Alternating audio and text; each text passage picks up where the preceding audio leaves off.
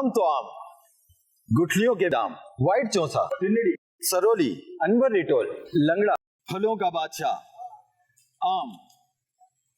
आम के बारे में एक मुहावरा सुना है आपने? कहते हैं कि आम तो आम और गुठलियों के दाम। ये आम तो खाकर हम हजम कर जाते हैं, लेकिन ये गुठलियों के दाम कैसे? ये तो हमारे शेखिये में बताएंगे, क्योंकि गुठलियां तो चूस कर फेंक दी जाती है। तो इस मुहावरे का क्या मतलब है? कहते हैं कि जब तक बारिश ना हो आम नहीं खाना चाहिए। जब तक बारिश नहीं होगी तो आम खाएंगे तो दाने निकल आएंगे। अगर बारिश का इंतज़ार करें और आम का सीज़न भी आ गया है और बारिश ना हुई तो आम तो दुनिया फ़ानी से उस सीज़न के लिए रुखसत हो जाएंगे। तो ऐसे में क्या करें? और दूसरा, आम को खाने से दाने निकलते हैं, तो इन दानों से बचने के लिए क्या करना चाहिए? यानी इसका कॉम्बिनेशन क्या हो? आम के साथ क्या खाएं कि इसकी गर्माइश की जो तासीर है वो कम हो जाए? इसके साथ यहाँ पर आकर मार्केट में ये भी सुना कि आम ले जाओ, बारिश हो गया तो आम महंगा हो जाएगा। ये बारिश होने से आम की कीमत का क्या ताल्लुक? रेट मुनासिब होने चाहिए, बारिश से पहले भी गरीब आदमी अफोर्ड कर सके, बारिश के बाद भी अफोर्ड कर सके।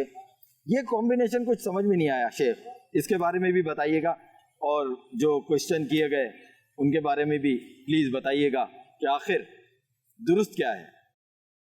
आम का सीजन तो है, अल्लाह पाक की बहुत बड़ी नेमत है। गरीब, अमीर, बादशाह, फकीर, आम कोई नहीं छोड़ता होगा, सब खाते होंगे। तो अब ये कि आम के आम गुठलियों के दाम, तो इसका लुगत में मैंने देखा था कि आम भी बिकता है और आम खा लो तो गुठलियां भी बिक जाती हैं, लेकिन मुझे इसका कोई तजर्बा नहीं है कि गुठलियां बिकती हैं या नहीं, फेंक दी जाती है, ये तजर्बा है।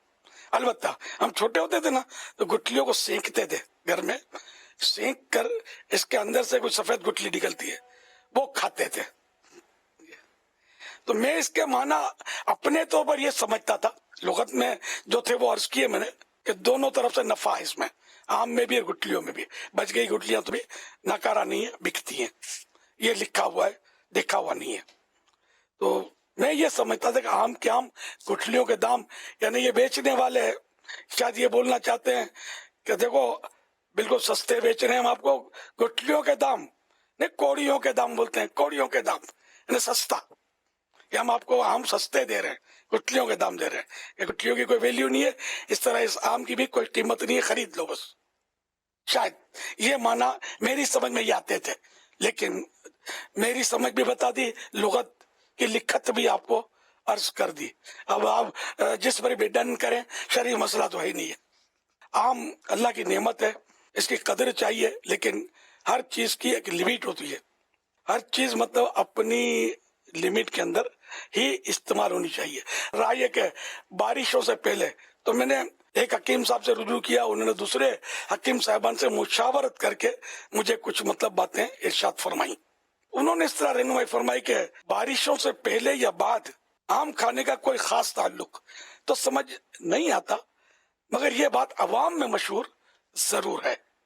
एक बात इस हवाले से जरूर समझ आती है कि वो अफराद जिनका मिजाज सुफरावी यानी गर्म है, उनके लिए बारिश के बाद आम मुनासिब मिकदार में खाना यूं मुफीद रहता है।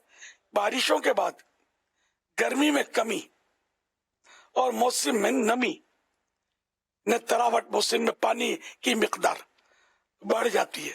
मगर दीगर मिजाज, मसलन सर्द मिजाज या तर यानी बलगमी मिजाज वाले अफराद मुनासिब मिकदार में बारिश से कबल या बाद जब भी खाएं मुफीद होगा, इनाम खाना फायदा देगा। एक वजह यह भी समझ में आती है कि दीगर फलों की निस्बत आम का फल लोग ज्यादातर ज्यादा मिकदार में, वो भी कमोबेश मुसलसल खाए जा रहे होते हैं, और पानी भी कम पीने की आदत होती है, और ग़िज़ाएं भी आमतौर से मुरग़्ग़न यानी ऑयली इस्तेमाल की जाती हैं, और मौसम भी गर्म। तो यूं भी बहुत से अफराद, बड़े बच्चे गर्मी दानों से मुतासिर होते हैं। इनको हम मेमनी में अड़ाई बोलते हैं, गुजराती में अड़ाई बोलते हैं इसको, और उर्दू में गर्मी दाने बोलते हैं।